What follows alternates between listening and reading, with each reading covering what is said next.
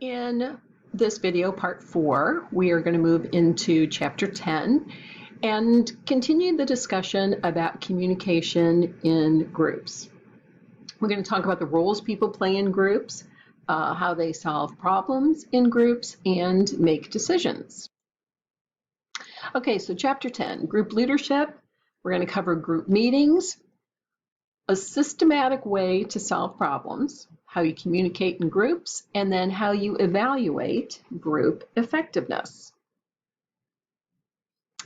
Okay, so think about these individuals. So you've got President Trump, former President Obama, Martin Luther King, Angelina Jolie, and Katniss Everdeen, is that her name? So leaders, sometimes they can be elected, right? Nobody elected Martin Luther King, but he was obviously a very strong leader. Angelina Jolie is an actress, but she's also an activist and does a lot of, she has a lot of different leadership roles for the charities in which she's involved. And then Katniss Everdeen, she was thrown into a leadership position, as part of the challenges in the Hunger Games. So a formal leader is someone who is designated, like, okay, he's the president, he is a formal leader. Katniss, on the other hand, as you saw if you watch the Hunger Games movies, she was an informal leader. Nobody actually said, okay, you're going to lead the group, on this or that, the other thing. She's kind of a natural born leader. She took that role, so it was informal. The end result is that anybody can be a leader. You don't have to have the title in front of your name, and you'll also often find that in organizations, there might be official leaders, with the title of a manager or director, but there are often informal leaders, and sometimes they are even more productive and more influential, these informal leaders, than the formal leaders are.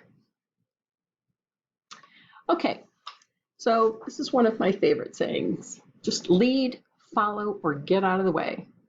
So either lead or accept that you're not the leader and follow, or get out of the way and let those leaders and followers do their job. So let's talk about some of the leadership roles in groups. So within a group, there are different types of roles, and everybody can be a leader in one of these types of roles. So you have task roles.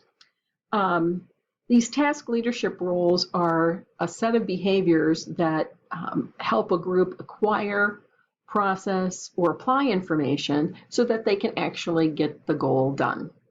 They might be, collecting information, probing others for information, whether it's within the group or outside the group, another department in the company. And then they're going to analyze and really examine the content of that information. Okay, you have maintenance roles. So you've got supporters.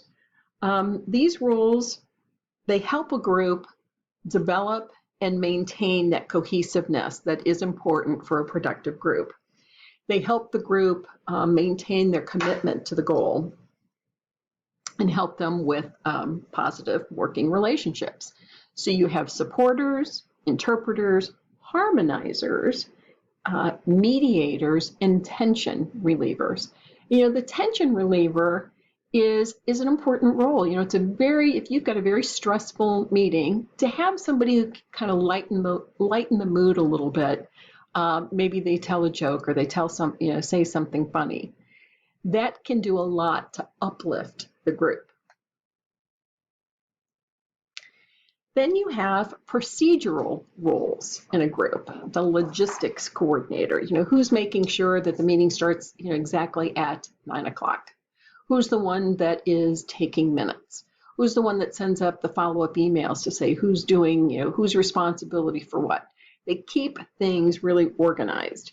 And these procedural roles, they support all of the processes that the group does. Now, all of these different roles, you'll have leaders in each one of those different types of maintenance roles. And if you've got one of these shared leadership roles, you need to make sure that you are committed to the group goal. And you want to make sure that you keep the discussions on track.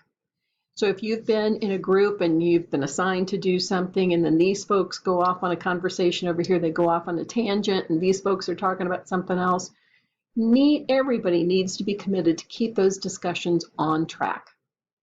You have to take individual responsibility for getting your assignments done on time. So if you say, okay, we're going to do this research, and we're going to, meet back here, get on a conference call Monday, 4 o'clock. Make sure your work is done by Monday at 4 o'clock. You have to take responsibility and complete your assignments on time. You really want to encourage the contributions of other group members, and you want to manage the conflict that is inevitable to come up in a group. Okay, and that is the end of part 4.